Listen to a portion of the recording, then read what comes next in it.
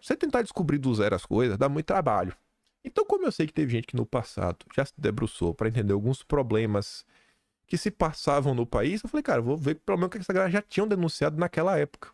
Aí eu fui no Arquivo Nacional, digitei Executive Intelligence Review, falei, deixa eu ver as denúncias que foram colocadas na mesa. Aqui, vocês podem ver, né? Era confidencial, não é mais. Esse documento já foi desclassificado. Dá um zoom aqui para poder ler melhor. A revista, Executive Intelligence Review, e a sua versão sobre a suposta conspiração contra o programa nuclear brasileiro. O tempo passou e a gente viu que não foi uma conspiração. Você vê que a questão nuclear no Brasil ela nunca foi para frente. Nunca foi para frente. A publicação periódica de origem norte-americana, Executive Intelligence Review, vem adquirindo crescente amplitude internacional dos últimos anos, em especial na América Latina.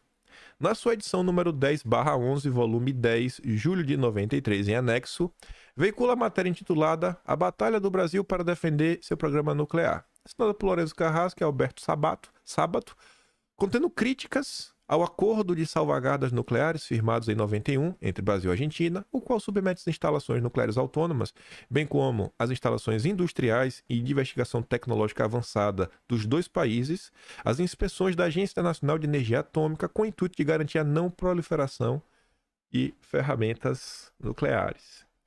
Esse dia eu estava pesquisando sobre a história dessa questão nuclear no Brasil. Aí me deparei um cara chamado Otto. Acabou se prendendo no meio da Lava Jato. Não sei estava certo, foi errado, teve gente que apontou que teve excessos.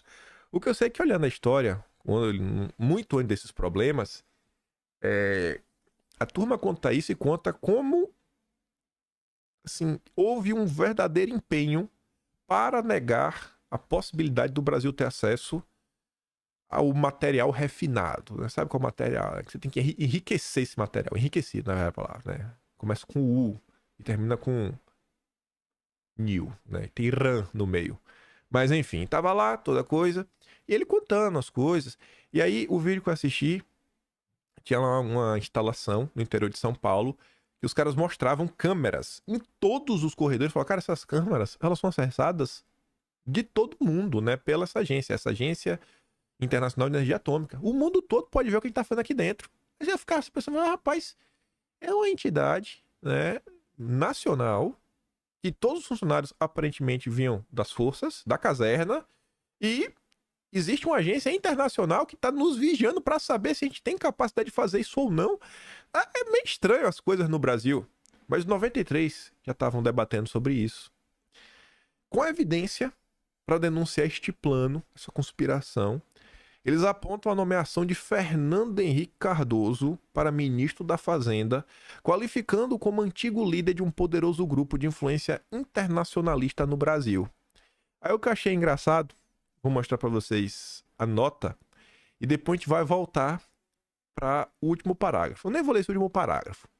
Apesar de não dispor de ampla circulação no país, o público-alvo das campanhas da IR é altamente selecionado, sendo formado, entre outros, por segmentos da oficialidade das forças, e, em particular, nas escolas de altos estudos habituais, caixas de ressonância e institutos formadores de opinião dos estamentos castrenses, e onde o chamado neocolonialismo vem adquirindo contornos mais concretos, assim, verifica-se a veiculação da EIR na Escola de Comando e Estado-Maior do Exército, na Escola de Comando e Estado-Maior da Aeronáutica, aproveitando-se certamente da boa-fé e do desconhecimento das chefias sobre os propósitos dos disseminadores das ideias de LaRouche no Brasil.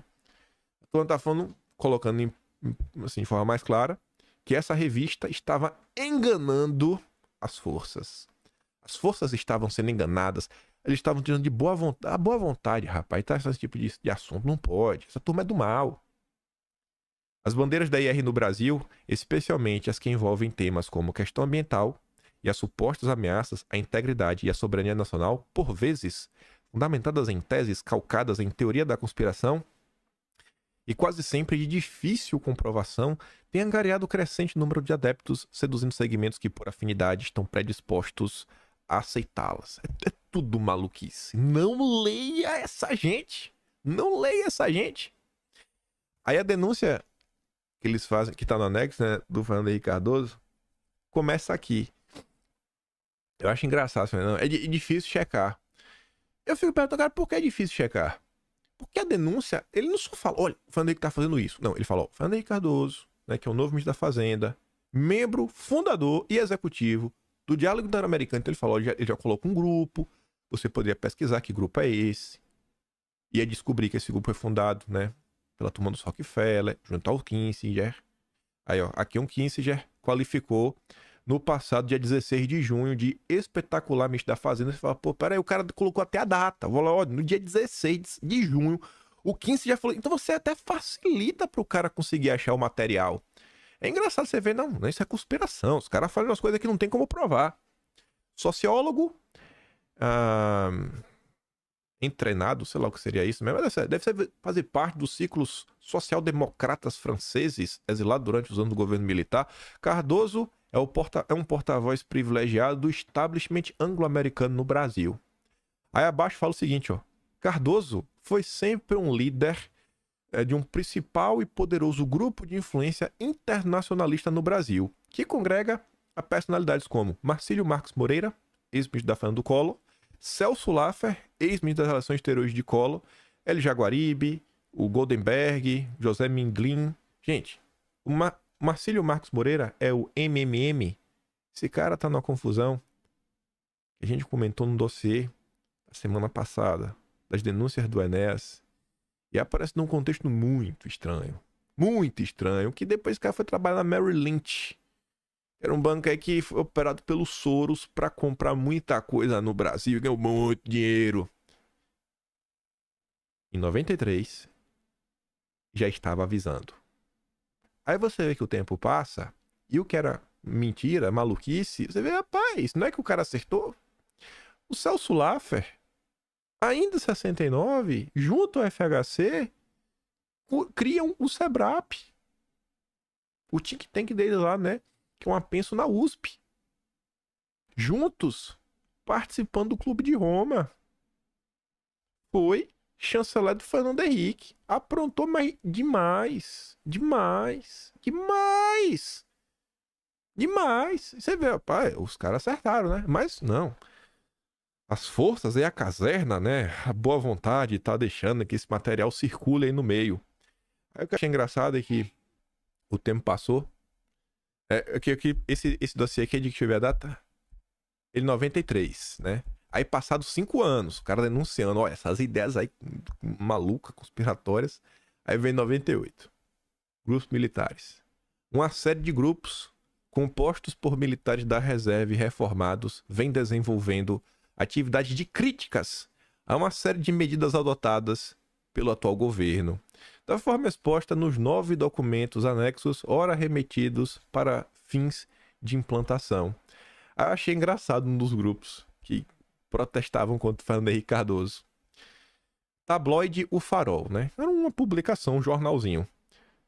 Segue em G1 o número 23, outubro de 96, o tabloide O Farol, editado no Rio de Janeiro, cujo diretor é o coronel da reserva Francimar de Luna Máximo, cujo nome está listado em L5 como líder e porta-voz do grupo Centelha Nativista. A expressão Brasil acima de tudo, abaixo do nome do tabloide, é a palavra de ordem costumeiramente utilizada pelo grupo. Aí deixa o telefone lá, etc.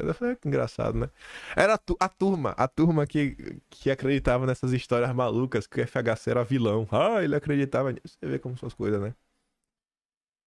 Passados mais de 30 anos, o Brasil deu errado ou não deu errado?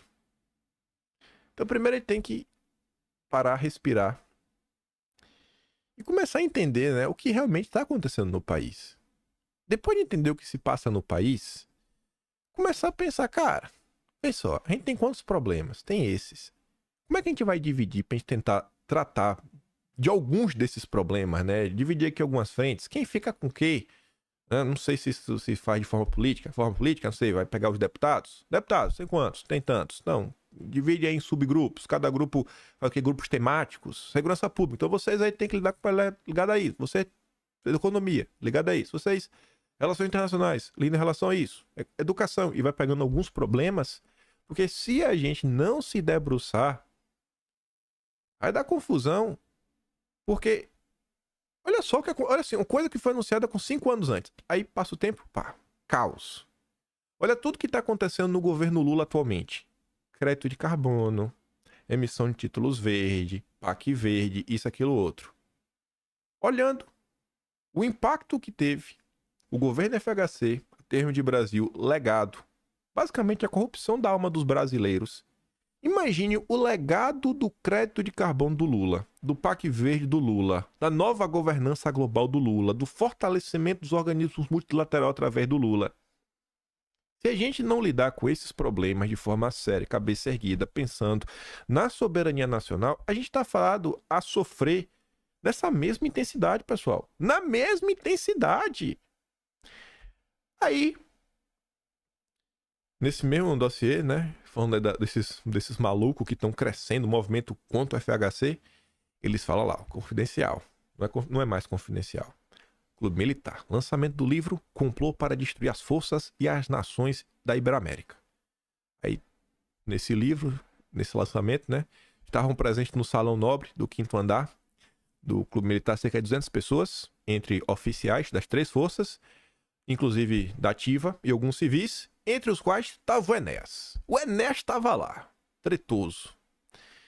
Assinalou que o livro demascara a ação conjugada do diálogo interamericano, que teve como um dos fundadores, Fernando Henrique Cardoso, a chamada Nova Ordem Mundial, o Foro de São Paulo para a desmolarização e desarticulação das forças na América Latina, buscando colocá-las na condição de gendarméria para a guarda de fronteiras e o combate a crimes comuns, como a turma aqui, né, traz substâncias ilegais para vender no Brasil.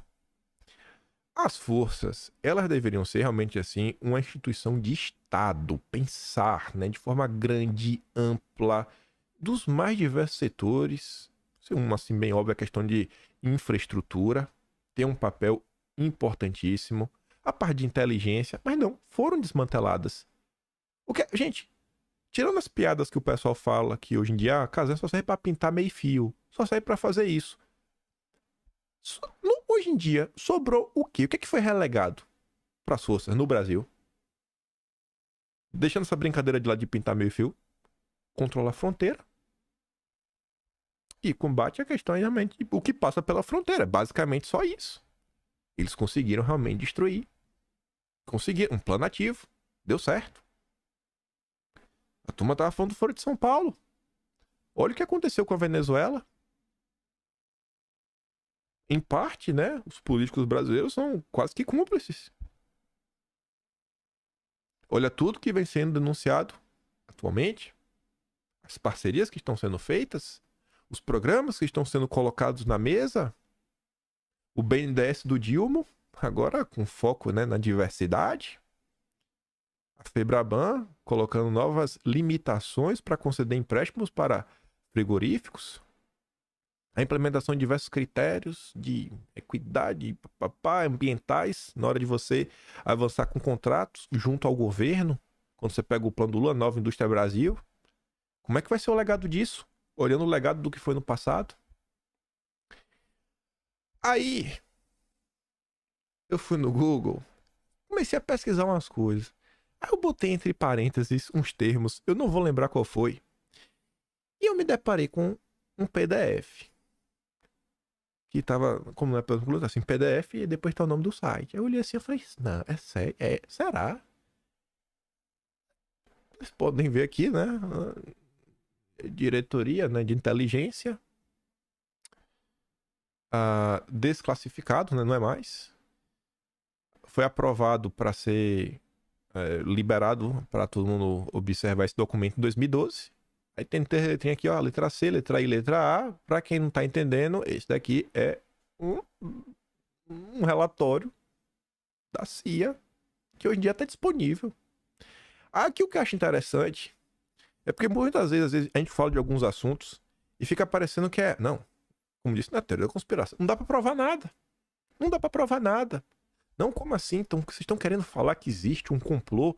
Porque o Blinken veio aqui no Brasil semana passada, se encontrou com Lula, após Lula falar aqueles absurdos que ele disse sobre a questão do Oriente, e o Blinken falou, não, a gente pode ser, a gente discorda, amigo. O importante é que nós somos amigos. Aí você vê a imprensa nacional não comentando sobre o principal assunto da visita, que foi o quê? Minerais críticos, que são os minerais da questão da transição ecológica. Lítio, cobalto, cobre e por aí vai.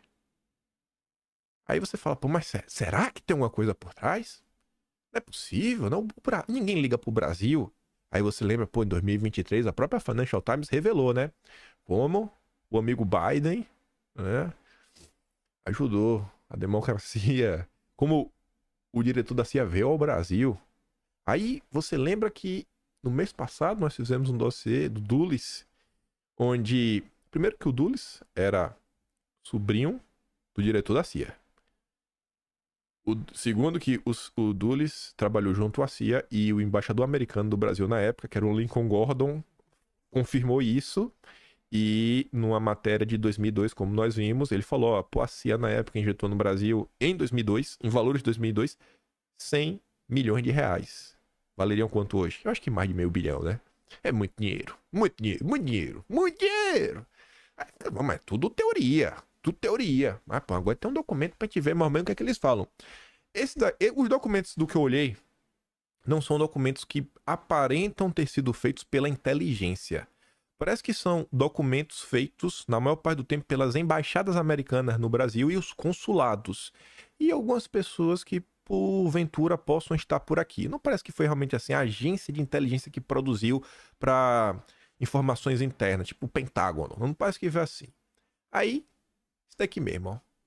Um review, né? Um relatório sobre a América Latina. Aí está falando assim dos principais pontos em diversos países. Aí, olha que coisa engraçada. Eles estão discutindo o Brasil em 85, a redemocratização. Aí tá falando que os candidatos mais proeminentes, né? Você tem um Vanderlei Cardoso, tem um Brizola, aí você tem o Neves, né? Depois a morte do Tancredo Neves em abril deixou o PMDB sem um líder nacional que você consiga, assim, né? Ter uma identificação para ceder o Sarney. Os militantes do PMDB não estão gostando como a coisa está acontecendo, etc. Aí vai falando um monte de coisa. Aí fala depois lá no final do Brizola. Aí nesse mesmo documento, olha as preocupações da turma de lá. Os relatórios que são enviados, e esses aqui não são nem de perto os relatórios para valer. As eleições de São Paulo e o futuro do PMDB. A galera não está preocupada apenas com a eleição de uma cidade em específico, a cidade de São Paulo. Olha o Boulos agora. Como estão preocupados com o futuro de um determinado partido, que era do FHC. Aí falava, um repórterzinho explicando a mini biografia, Vanderlei Cardoso lidera o PMDB, no Senado Nacional, é popular entre os liberais da classe média e classe média alta no Brasil, não mudou nada até hoje, nada. Ele também tem recebido, né, um financiamento significativo dos empreendedores de São Paulo, de acordo com a Embaixada Americana. Essa elite brasileira, que inclui membros da elite da mídia, provavelmente vem Jânio Quadros como um cara muito imprevisível para apoiar. Aí depois falava, né? Mesmo que as visões de esquerda do Vanderlei Cardoso sejam difícil de você compatibilizar com as visões mais conservadoras dos empresários, eles veem Fernando Cardoso como um cara muito mais elegível, uma alternativa muito mais elegível, né, palatável, do que o Brizola, que é mais radical. E você vê. Mas não, ninguém se importa com o que passa no Brasil. Ninguém se importa. Ninguém se importa. As coisas que se passam no Brasil é basicamente resultado das discussões no Congresso da Câmara. Não tem nenhuma interferência internacional. Nenhuma. Nenhuma. Aí voltando rapidinho pro dia de hoje, só pra falar de uma frase de efeito. Ciro Gomes para Lula. Larga de querer ser popstar estrangeiro e venha trabalhar aqui.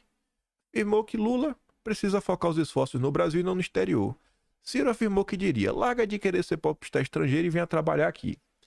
Aí, eu já tava na CIA, né? Deixa eu dar uma olhada se tem alguma coisa do Lula. Lula! Não é que tem? Um relatório de 1982. 1982. Tá ali, ó. Deixa eu ver a data. Setembro de 82. Tá ali pequenininho aqui embaixo, ó. Embaixo de confidencial, que não é mais. Aí tem um índice, né? Um prefácio, introdução. trabalhismo e Estado, governo Geisel, governo Figueiredo, novas leis trabalhistas, seria mais ou menos isso, enfim. A greve de 1980, do dia que o Lula aparece, né? A Conferência dos Trabalhadores, aí tem ali o Trabalho e Sociedade, o Business, a Igreja Católica, os partidos de esquerda, a esquerda radical, né? A esquerda permitida, a esquerda radical. Lula não é a esquerda radical. Lula já estava na esquerda permitida. Aí eu fui dar um bisu, né? Aí falava, ó, Lula, ali agrifado, né? Comanda, tem um apoio significativo do trabalhismo em São Paulo, os trabalhadores em São Paulo e outras áreas urbanas, mas a imprensa reporta que também, quem também tem esse apoio, né? O PMDB e outros grupos de oposição. Ele diz que o Brizola também pode ter pode ganhar alguns votos dos trabalhadores. Também fala do PDS, que seria o Partido da Social Democracia, quase um PSDB. Aí o que eu achei engraçado foi isso aqui, ó. O PT aí, né, tem um certo respeito, questão das suas atividades em prol do trabalhador. E o PT é o único grupo que tem apoio da igreja. Dom Paulo Evaristo Arnes, teólogo da libertação, né, turma da CNBB, papapá, PPP. Aí fala do Lula e tudo mais. Aí fala o seguinte, ó. Dos 3 pequenos partidos, nós acreditamos que o PT tem as melhores chances de sobreviver na disputa eleitoral de Brasília, né, e as maquinações, e alcançar todos os critérios legais para permanecer como um partido baseado, né, mais ou menos assim, algumas ideologias básicas, né, fincar raízes, né, de apoio aí do que eles defendem. Eu tava ali, ó, observando quem é cada um, ó, ele está fazendo isso, ele está fazendo isso, está fazendo aquilo outro. Esses documentos, a maior parte do que eu vi, assim, o mais velho que eu vi, falando de Brasil, acho que era 2009. Eu tentei pensar Bolsonaro. O Bolsonaro aparecia, mas é só sob agenda. Quando o Bolsonaro foi nos Estados Unidos em 2019. É só isso, é uma agenda. Então, não, talvez o tempo para você revelar esse tipo de documento seja mais rápido. Mas fica imaginando. Na hora que eu vejo isso daqui, eu tô mais convicto que o que deve ter de gente que mora no Brasil, que tá mais à direita, que já tá com o nome carimbado em algum relatório da CIA, não tá no gibi. Mas não tem mais quem tire isso de minha cabeça. E esses relatórios, mesmo não tendo informações super sensíveis, ó, censurado, viu? Os americanos censuraram algumas partes. Não sei se tem nada muito revelador sobre o Lula. Aí eu tava pensando também, falar, tem alguma coisa do Foro de São Paulo? E olha que engraçado. Em 2003, a turma tá pedindo ali informações, ó. Informações sobre o Foro de São Paulo. Alguém, né, no Texas, quer informações sobre um grupo conhecido Foro de São Paulo Fórum, e qualquer tipo de vínculos com elementos subversivos da América Latina, incluindo as Farc e o Exército de Liberação Nacional da Colômbia. A turma tá interessada em saber das coisas, né? E aí, e outro documento, ó o Lula brilhando. Ó o Lula brilhando. Aí pensando nesse documento, imagina, cada vez que Bolsonaro falou que a Amazônia era do Brasil, cada vez que Bolsonaro falou que ninguém vai meter o nariz no Brasil, cada vez que Bolsonaro falou em soberania nacional, estratégia brasileira para aumentar seu prestígio global através de tentar lidar com a turma do Irã. Aí tá falando ali do Lula, né? Ali no meio de outubro de 2009, a estratégia do Lula, né? De dar para mostrar ao mundo, né? Estados Unidos, a Europa e Estados Unidos, que o Brasil é um país independente, tem sua própria agenda e tudo mais. Tá ligada. Tá ligada. Mas não tem interferência no Brasil. Não tem. Não existe nenhuma força internacional. As ONGs internacionais, tudo conspiração. Tudo. Eu nem vou continuar traduzindo os textos para inglês, né? Mas tá ali, quem quiser pode dar pausa, pode dar ler. Aqui, eu botar de volta. Pode bater um print. Aqui também. Você pode ler o que tá aí, se achar interessante. Aí, para falar sobre essas questões internacionais, PT, e a importância da gente discutir soberania nacional e lidar com os problemas que nós temos hoje. Com alguns problemas. A gente tem muito deputado que foi eleito. Não é possível que essa turma não consiga se dividir em pequenos grupos temáticos. É que eu só tô dando um tipo de ideia. Sabe? Porque assim, se tu se jogou na política, tá sendo pago para fazer política, irmão, vai trabalhar, né? Não acho que vai ser a tia do Zap que vai resolver isso. Aí, olha que engraçado. esse documento aqui eu tinha achado já ontem. Mas no teu tempo de cá já tinha muita coisa. Já sabia que ia ter muita coisa pra comentar ao longo do vídeo de ontem. E aí a inteligência no Brasil, elas se depararam com um documento do MSA, que eu comentei no vídeo de ontem, falando do MST, né? O MST é a nova forma de tocar o terror nas Américas. Mas tá bem certo, né? O MST, eita, rapaz. E aí eles deixam, né, o anexo aqui, ó. MST, papapá, MSA, abril de 96. Aí quando você dá uma olhada no índice, e eu quero mostrar pra vocês só duas coisinhas bem rápidas. Um é no 12, só mostrar a capa do texto. E eu quero aprofundar com vocês em um dos itens do tema que está na página 21. Sem terras e revolucionários da nova era. Mas olha ali o índice, é o primeiro. O MST, Instrumento da Nova Ordem Mundial. Teoria da Conspiração. Foro de São Paulo. Tropas de choque do governo mundial. Teoria da Conspiração. Aliança entre o Foro de São Paulo e o Diário Americano. Teoria da Conspiração. Sem terra e revolução da nova era. Também teoria da conspiração. Hugo Chávez organiza a ala militar do Foro de São Paulo. Também tudo conspiração. Tudo fake news. Mas vamos ver as fake news que os militares estavam interessados em saber.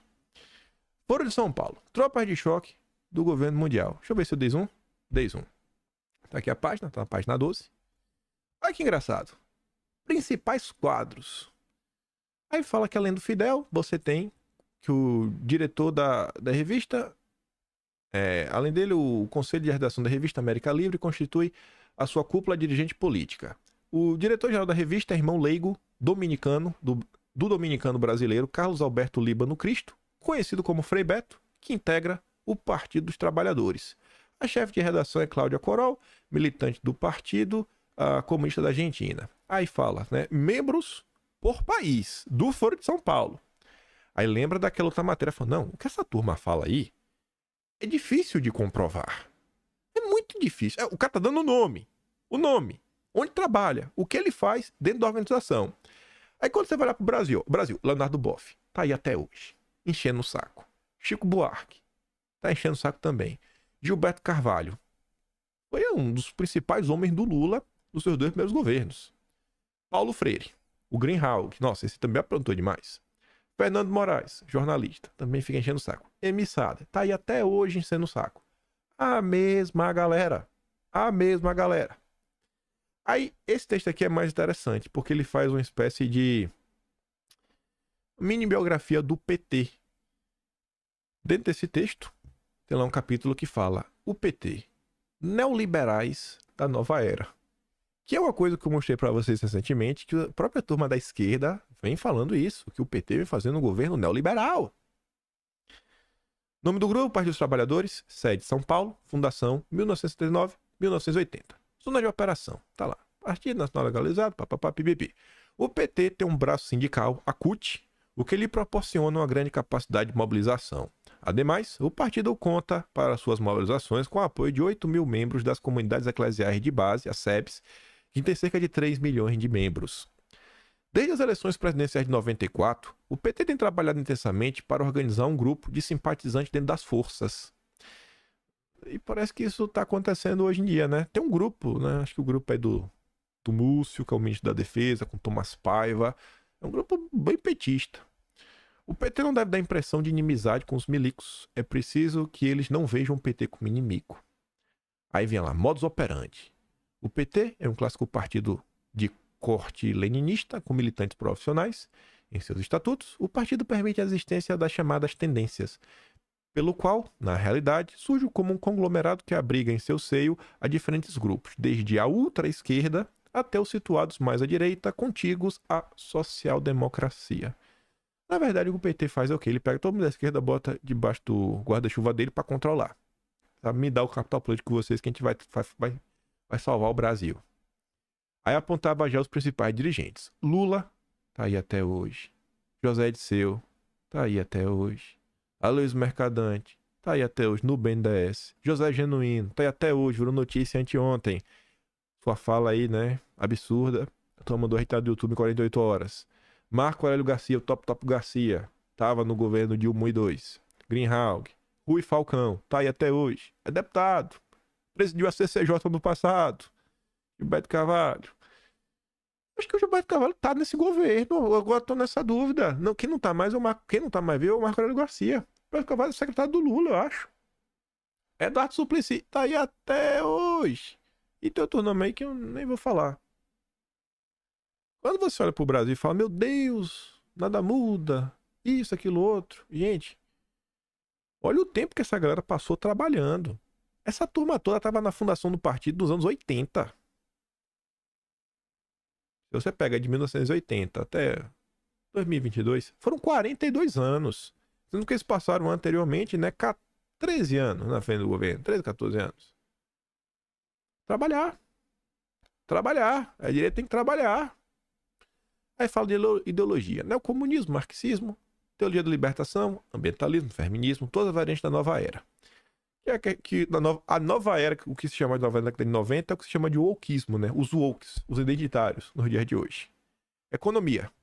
Embora se declare crítico do neoliberalismo, na realidade, o PT apoia propostas centrais deste último. Em dezembro de 92, Mercadante propôs a utilização de parte das reservas cambiais do país para a compra de títulos do governo americano que seriam utilizados como garantia aos credores internacionais que aceitassem aumentar os prazos de resgate de seus títulos da dívida externa. Em junho de 93, Dirceu, que é o atual presidente do partido, declarou no seminário de operadores do mercado aberto: nós estamos abertos a discutir o projeto de privatizações. Em sua edição, olha essa! Em sua edição de 17 de maio de 1995, o diário Financial Times, a Financial Times, que já está conhecida de vocês, a voz política da cidade de Londres, descreveu alegremente o PT como a verdadeira fonte do sangue novo no Congresso, uma influência modernizadora. Em 1995, Financial Times, ao lado da Economist, a Bíblia do neoliberalismo. Nada muda. Então não se surpreenda. Mas o Lula não se surpreenda. Aí quando eu li isso, eu falei, rapaz, e o pior? A Marina Silva, ao longo de 2023, concedeu entrevista exclusiva para a Financial Times. O Haddad não só concedeu, como escreveu um texto onde ele publicou na Financial Times, um texto para investidores internacionais. Foi a Financial Times que revelou a ajuda do amigo Biden. São muitas coincidências. Muitas coincidências. Mas não tem interferência estrangeira no Brasil. Não tem. Maluquice quem diz isso. Maluquice. Só coincidência. Indigenismo e ambientalismo. O PT apoiou a criação da reserva Yanomami. Olha o problema que tá dando no Brasil. Olha o problema que deu, né? E tem apoiado incondicionalmente a delimitação indiscriminada de outras reservas. E o PT vem colocando isso em prática. Acabou o marco temporal. Em seminários internacionais, Lula tem proposto a vinculação da renegociação da dívida externa brasileira aos assuntos ambientais. A gente já falou sobre isso. A adoção do feminismo é o principal projeto cultural do PT. Controle demográfico, esterilização. O partido apoia meu corpo e as regras. Tu estava sendo avisado. Tu estava sendo avisado.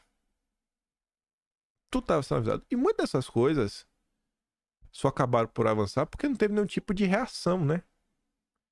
Eu quero trazer isso para puxar atenção para vocês para assuntos novos. Gente, em 96, isso daqui era meio que novidade. Em certa parte, né? Ela não tava assim, não é como hoje em dia, que isso é uma coisa extremamente normal. A novidade meio que nos dias atuais é toda essa agenda verde do Lula. Olhe para trás. Veja o que foi apresentado, veja o problema na sociedade hoje. Agora, olhe para a sociedade hoje, veja o que está sendo apresentado. Pense nos problemas da atual agenda do Lula daqui a 10, 20, 30 anos. O legado. Propagandistas e defensores políticos. De particular importância são teólogos da libertação dentro da Igreja Católica, né? Que dão voz ao PT. Dom Paulo Evaristo Arnes, acho que já está conhecido de vocês. Na campanha presidencial de 89, foi denunciado que o partido havia recebido financiamento subreptício de empresas estrangeiras, particularmente o cartel de alimentos argentino Bungiboard. O Woodrow Wilson Institute dos Estados Unidos tem dado apoio financeiro por intermédio de bolsas acadêmicas do partido. Por outro lado, o braço sindical do PT, a CUT, admitiu oficialmente que 18% do seu orçamento total de 94 proveio de organizações não governamentais da Itália, Holanda e Alemanha. A recepção dos fundos, que é da turma aí, recebe, é administrada mediante a Comissão Pastoral da Terra, ou Centro Indigenista Missionário, entidades oficialmente ligadas à Igreja Católica Brasileira. Que estão aí até hoje também, né, causando problemas. Antecedentes históricos. O PT nasceu em São Paulo, né? Foram 3 forças principais. A primeira, um grupo de intelectuais, oriundos de famílias abastadas e pertencentes à geração da nova esquerda. Pega o Suplicy, por exemplo. Mesclados com outro grupo de intelectuais de esquerda ligados ao MDB, né? Partido predecessor do atual PMDB, o partido majoritário no país. A segunda foi um grupo de dirigentes sindicais de São Paulo. Não vai dessa terceira, né? Não, isso mesmo. Ainda a primeira. A segunda foi um grupo de dirigentes sindicais de São Paulo, provenientes particularmente do Sindicato Metalúrgico. E a terceira foi um forte grupo de adeptos da teologia da libertação, provenientes das comunidades eclesiais de base. Aí estava lá o Frei Beto, que quando decidiram radicalizar suas ações, passaram a atuar na ALN, que era o grupo do Marighella. Enfim, entre 77 e 79, o segundo grupo de intelectuais, que se denominava a Esquerda Independente, decidiu criar um partido social-democrata, que era lá do Fernando Henrique Cardoso. Deste projeto participaram Francisco E. Forte, mais tarde secretário de Relações Internacionais do PT e atual ministro da Cultura do governo Fernando Henrique Cardoso, José Álvaro Moisés, Francisco de Oliveira, José Serra, o atual ministro do Planejamento Paul Singer, o então candidato ao Senado pelo MDB Fernando Henrique Cardoso, atual presidente da República, o ex-deputado Almino Afonso, o atual governador de São Paulo, Mário Covas, e o atual ministro da Administração, Luiz Carlos Bresser Pereira. Todas as pessoas que estão aí do chamado Teatro das Tesouras estavam na gênese do PT. PT e PSDB saíram do mesmo lugar. Mas há quem falasse que tudo isso é a teoria da conspiração, né? Deve ser mesmo, pura coincidência. Em 79, os sindicatos dirigidos por Lula recomendaram um voto para eleger FHC, mas não deu certo. Ficou como o suplente do Montoro. As íntimas vinculações com Cuba ficaram evidenciadas desde a criação do PT. Inicialmente, esses vínculos foram estabelecidos por intermédio do Frei Beto, que a partir dos 80 tornou-se amigo de Fidel Castro. Igualmente, o partido tem uma forte relação com a DGI, o Serviço de Inteligência Cubana. Em seu livro O Paraíso Perdido, Frei Beto conta que em julho de 1980, Lula reuniu-se pela primeira vez com Fidel Castro em Manágua durante os festejos do primeiro aniversário da Revolução Sandinista. Por inspiração dos teólogos da libertação como Frei Beto, o PT tem intervido na criação de outras frentes de Lula, que agrupam um amplo espectro do movimento da nova era, que é essa questão do identitarismo, desde lá. Trabalhando em várias frentes para conseguir avançar com o seu projeto. Por isso que a direita precisa... Não é nem um projeto de direita, é um projeto de Brasil, um projeto de nação, em várias frentes. Pra tirar esse Brasil do buraco, da mão dessa galera. Aí vindo aqui um pouco pra direita, tô correndo bastante o vídeo, porque ainda tem muita coisa. No dia de ontem, tava lá, Bolsonaro, um mar de gente. Por mais que a direita seja desorganizada, tá melhorando. Tá melhorando. Não existiam esses eventos dessa forma, né? Nessa quantidade, nessa frequência, para Bolsonaro ir em 2020. Os eventos também de 2018 foram grandes também, mas era muito comício, muita coisa. Não era um negocinho organizado com uma certa estrutura. Hoje em dia, essas pessoas, eu acho que a grande parte delas, na boa, eu acho que elas devem, pelo menos 2 vezes por semana, tentar entender sobre alguma coisa que se passa no Brasil. Isso já é um avanço muito grande. Eu tô chutando muito para baixo. Tem gente aí que eu tô dizendo que passa o dia, todo santo dia, 7 dias por semana, tentando se informar o que tá acontecendo no Brasil. Isso daqui foi em Piracicaba. Me parece que tinha muita gente. Bolsonaro saiu de Piracicaba. 11h40 da manhã, Santa Bárbara do Oeste. Gente, aqui foi na frente do lugar. Quando o Bolsonaro entra, tem mais um mar de gente. Quando ele sai pra outro lugar, tem povo até em cima do alombrado. Aonde o cara vai, tá recheado de pessoas. A ilha tá aí, tá evoluindo.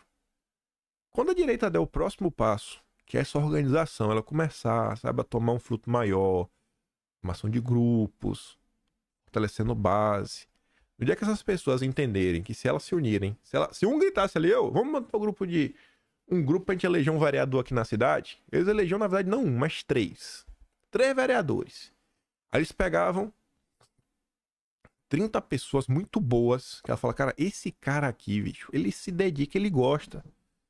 Bota essas 30 pessoas assim, tudo nos gabinetes, fala, a missão de vocês é trabalhar igual um condenado, para daqui a 4 anos, vocês estarem tão craques na política que vocês vão ser candidatos a vereadores.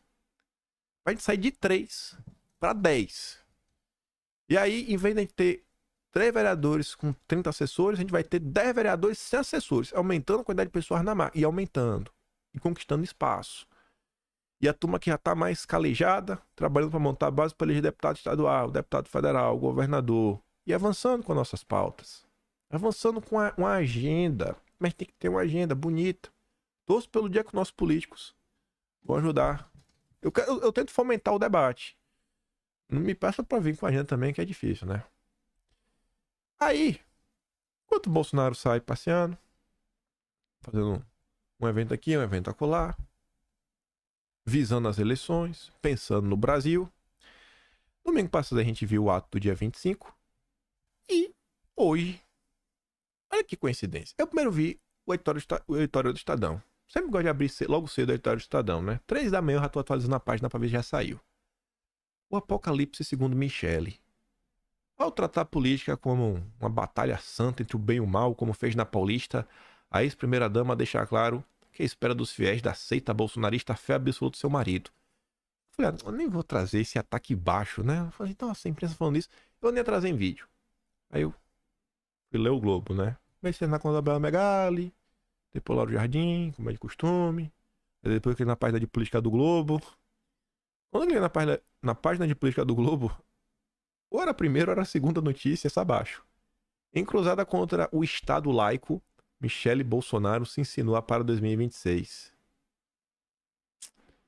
Aí eu falei, pô, aí tá sacanagem, né? 7 dias depois do ato, os dois jornais mais golpistas do país, não tem, se essas matérias tivessem saído na segunda-feira, na terça-feira, eu até entendia. Mas hoje, qual a lógica? Qual a lógica? Sabe? Não, pô, isso aqui é muita coincidência. Mas tudo bem, né? São os ataques da imprensa. Aí só pra mostrar pra você rapidinho aqui o texto do Estadão, pra vocês verem que realmente é sobre essa situação, ó. Ao questionar a laicidade do Estado. É o mesmo tema. O Estado laico. A ex-primeira-dama explicitamente atenta contra essa conquista civilizatória da sociedade brasileira, que remonta ao fim do século XIX, uma das cláusulas pétreas da Constituição. Ela não está querendo o fim do Estado laico. Ela está defendendo os valores cristãos, né? Totalmente diferente. Mas o apelo escatológico de Michele, neste momento, sugere que o bolsonarismo pretende caracterizar as agruras de Bolsonaro como parte da luta do bem contra o mal, né? Que Bolsonaro é o bem e o mal, vocês já sabem quem é. Aí, lá para as tantas, olha que engraçado, né? A nota do Estadão começa a falar da pesquisa da USP, que foi feita. Foi uma pesquisa da USP foi feita. A mesma turma que fez o levantamento da quantidade de pessoas que estavam no evento, também fizeram pesquisas. E aí a pesquisa da USP, com participantes da manifestação bolsonarista, mostrou que, para nada menos que 88% dos entrevistados, Bolsonaro venceu as eleições e só não foi empossado porque uma confusão não deixou. Sem qualquer respaldo em fatos concretos, tal conclusão só pode ser resultado de fé absoluta.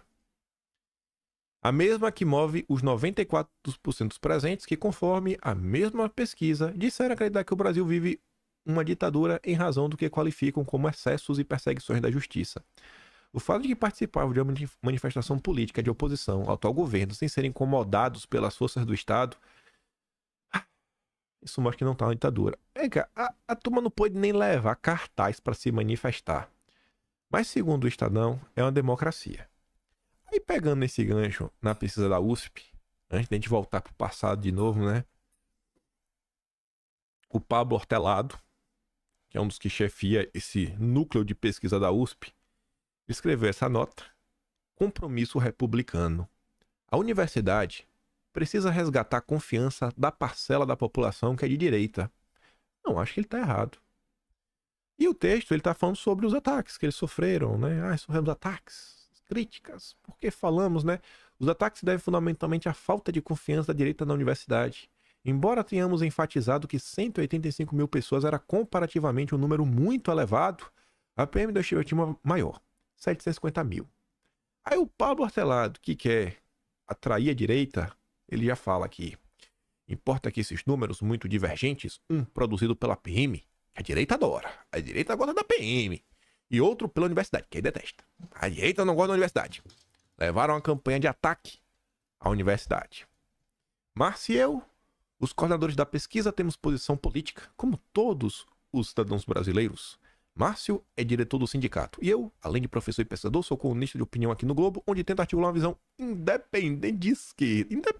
Super independente, super. Eu nem percebi que era de esquerda. Não deveria haver problema em sermos de esquerda e fazermos ciência social. Não, teria problema se eu fosse de direita, porque todo mundo é de esquerda. Assim como deveria ser um problema eu ser de esquerda e escrever no jornal. Não, o problema é se você fosse de direita, porque a Globo só tem espaço para quem é de esquerda. Mas segundo ele, não. O jornal tem colunistas de esquerda, como eu, e outros mais à direita, como o meu colega de sábado, Eduardo Afonso. Né? Essa pluralidade. Na Globo, viu? E esse cara quer que a direita tenha um pouco mais de paciência. Acho que falta pra ele uma certa percepção mais apurada da sociedade e entender que a Globo de direita não tem nada. A falta de confiança na universidade é um tema que me preocupa. Muitos colegas professores acham que eu não deveria perder meu tempo dando satisfações da direita. Essa informação é muito boa, né? A USP, os uspianos, nem responda. A direita não merece existir. É assim que as pessoas da USP pensam. E elas trabalham para destruir reputações todos os dias. Penso o contrário. Acredito que a universidade precisa resgatar a confiança da parcela da população que é de direita e que faz parte da cidadania que nos financia. Eu falei, não. Eu até fiquei surpreso com essa, né? Falei, pelo menos ele reconhece que a turma da direita paga muito imposto, né? A democracia brasileira passa por um momento delicado. Se o antagonismo a que assistimos continuar escalando, terminaremos em autoritarismo e violência. Não acho que vai terminar, já tá, né? Veja aí a torcida do Corinthians. O que fizeram contra as pessoas de direita. Não temos saída nesta democracia se não aprendermos a conviver com respeito. Eu acho que a direita sabe, como é a esquerda, nós somos petistas. E a Globo. Aí, eu só vi essa nota da USP por causa do Leandro Ruschel. Ele postou ali, né? Além mais do Pablito.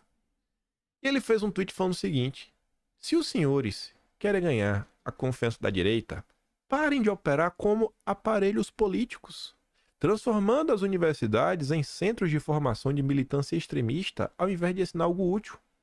Além disso, parem de legitimar a censura e a perseguição aos conservadores, através de grupos de pesquisa e de produção de relatórios que têm como único fim mapear a direita e justificar a censura e a prisão de quem não é alinhado à agenda socialista. Há muitos responsáveis pela instalação de um estado de exceção no Brasil. Entre eles, sem dúvida, estão os acadêmicos que hoje não passam de agentes do regime. E aí, para provar que o Leandro Ruschel está certo, assim como eu mostrei ontem que o caso do Constantino é um replay do caso do Vitor, do MSA, em 94, olha esse dossiê de 94 sobre a USP. Dossiê NEO-NZ. Núcleo de Estudos da Violência e Comissão Teotônio Vilela. O Núcleo de Estudos da Violência, o NEV, organismo ligado à USP, juntamente com a Comissão Teotônio Vilela de Direitos Humanos, editou em outubro de 92 o dossiê NEO-NZ. Em estreita colaboração com a Comissão Teotônio Vilela, fundada em 83, o NEV coopera regularmente com organismos internacionais. A turma da USP trabalha lado a lado com forças internacionais. Human Rights Watch Committee, Anistia Internacional, Comitê Internacional da Cruz Vermelha, o primeiro ligado aos SUAS. Sem fins lucrativos, suas fontes de financiamento são organizações privadas, nacionais ou estrangeiras, ou entidades públicas nacionais cuja aceitação dos recursos é feita de forma independente pelo Conselho Deliberativo. São atualmente seus principais patrocinadores: a USP, Fundação Ford. Então veja, temos um núcleo de pesquisa, tipo do Pablo Hortelado, que está fazendo um dossiê sobre a turma do mal, né? Que em tese apoia as ideias lá do alemão que tem um bigode. Influência dos meios de comunicação e dos movimentos fascistas na Europa. A revista americana Executive Intelligence, que o Enéas utilizava e que a gente comentou ao longo do vídeo, editada também em espanhol, tem publicado reportagens que atacam políticos. Aí eu não sei porquê, né? Ele falou assim, não, ó, judeu. Tá, mas será que a matéria tá atacando ele por essa questão religiosa, pela ancestralidade dele ou pelas ações políticas dele? E como o deputado federal Fábio Feldman e o ex-secretário de Ciência e Tecnologia, o José Goldenberg. Na edição de dezembro do ano passado, Feldman é atacado por defender a troca da dívida externa pela internacionalização da Amazônia e exigir a destruição das forças. Olha, rapaz, o herói nacional, como alguém ousou criticar um político que defende, sabe, trocar dívida externa pela Amazônia? É como um negócio sensacional. Não pode criticar um cara... Olha só, aparece alguém contra a esquerda, denuncia uma coisa, já entrou no dossiê da USP. Vocês veem como nada mudou? Vocês conseguem ver como tudo o que se passa nos dias atuais é apenas a reciclagem de métodos amplamente utilizados pela esquerda. Olha quem fazia parte do Neve, do Teotônio Vilela, que é o parceiro do Neve, a turma que fez junto. Eduardo Matarazzo Suplicy. Ele é de qual partido mesmo? É do PT, né? Essa turma adora carimbar os outros de istas. Hélio Bicudo, PT, né? Ou não? Não sei. Marilena Chauí. A emissada é petista. Eita, que é petista. Fernando Gabeira, comentarista da Globo News. Vocês estão vendo? A turma da USP, os uspianos. Turminha fefelete. Nada muda, gente. Ai, quero resgatar a direita. A confiança da direita nas universidades. Temos que resgatar. Nada muda. É perseguição. Essas pessoas só fazem perseguir. Aí, essa questão do Feldman tá em outro dossiê de 99. Tem um monte de coisa no Arquivo Nacional. Eu fui achando uma atrás da outra. Falei, mas como as coisas se encaixam? Como eu poderia esperar que ia ter uma matéria falando da USP hoje, né? No dia que eu tô pesquisando sobre isso. Aí tá ali, ó. A matéria intitulada Fora Feldman. Aí, ministro do Sarney, né? Eu pesquisei pela palavra, ó. Judeu. Nenhuma menção. Tem nenhuma. Mas a turma da USP, né? Falou que ele foi atacado pela ancestralidade dele. Ismo? Neo-NZ? Não tem nenhuma palavra. Não tem nenhuma menção. Ah, USP descarada. Essa USP é demais, viu? Fora Feldman. É uma nota que do início ao fim sai mostrando tintim por tintim o que ele fez, que ano ele fez, o ano, o dia, o mês, quem estava ao lado do Feldman, tipo de ações, tentando trazer uma base ideológica por trás das ações, lista inúmeras ONGs e como elas se relacionam ao Feldman no Brasil.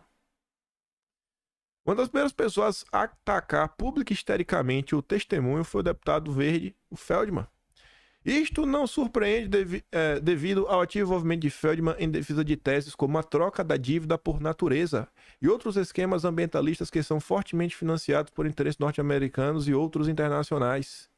Contudo, os interesses que Feldman representa estão presentes em outros países ibero-americanos ou em desenvolvimento para usar o fraudulento esquema de dívida por natureza como veículo para controlar enormes áreas de território e recursos naturais para limitar a soberania nacional e exigir a destruição de instituições como as forças que poderiam opor-se a tais políticas. Nas palavras do próprio Feldman, seu primeiro contato com o movimento ecologista ocorreu em 1975 em torno das discussões das teorias do Clube de Roma. Mas, se você critica a esquerda, você é todos os istas possíveis e inimagináveis. Eles não aceitam que a oposição exista desde que o mundo é mundo. Eles utilizam a estrutura de universidades para perseguir pessoas. Você vê como o que acontece hoje. Você vê, se na década de 90 as pessoas tivessem tomado algum tipo de decisão, algum tipo de medida para impedir o aparelhamento de universidades, talvez a gente não estava tendo problema hoje com a USP. A gente voltou a ter problema. Se a direita hoje não fizer nada em prol de um Brasil que se desenvolve e que a universidade é para estudar, para aprender, para melhorar o país, aumentar a produtividade, que segurança pública é para trazer segurança, que para economia é para trazer melhoras econômicas. Economia não é uma ferramenta de diversidade e equidade. Se a galera começa a construir, talvez daqui a 30 anos, as próximas gerações, os nossos filhos, netos, primos, irmãozinhos mais jovens, talvez eles não passem mais por isso. Mas se não construir hoje, não vai para lugar nenhum. Olha a quantidade de eventos que se repetem ao longo da história, às vezes com os mesmos personagens ou as mesmas instituições. Esta vem sendo a história do nosso país, pelo menos desde o final do século XIX. Uma repetição atrás de repetição. Não, isso aqui eu acho que já passou do nível de coincidência, né? Já passou e muito. Mas enfim, deu um baita trabalho fazer o vídeo hoje. Mas se você gostou ou não gostou, depende, compartilhe o vídeo, só te peço isso. E se você quiser, também pode estar no meu canal. Tem o botão de valeu, tem um Patreon na descrição e tem um Atlas Brasileiro, onde vamos tentar pelo menos registrar a história. Assim como essas pessoas em algum momento fizeram, né? Que sejam funcionários do governo, setor de inteligência, Biblioteca Nacional. A gente tentar registrar para fazer a nossa parte ao longo do processo. Kimpaim.com.br, tudo lá. Esse é o nosso Brasil. Talvez leve 42 anos, como foi com os petistas, né? Para eles chegarem em 2022. O partido foi da década de 80. Teve problemas, tiveram diferentes correntes. Você olha pro PL hoje, tem a corrente de Bolsonaro, tem um PL raiz. Existem algumas correntes diferentes. Quem sabe qual que vai ser o dia que vai ter realmente só uma corrente direita, preocupada com valores, moral, preocupada com o Brasil acima de tudo. Reflitam. Acho que o vídeo hoje é muito mais para propor reflexões do que qualquer outra coisa e uma pitadinha, né, a mais de documentos engraçados. Esses da CIA são engraçados, né? E é isso, gente. Grande beijo, abraço, tamo juntos. Volta amanhã. Fui!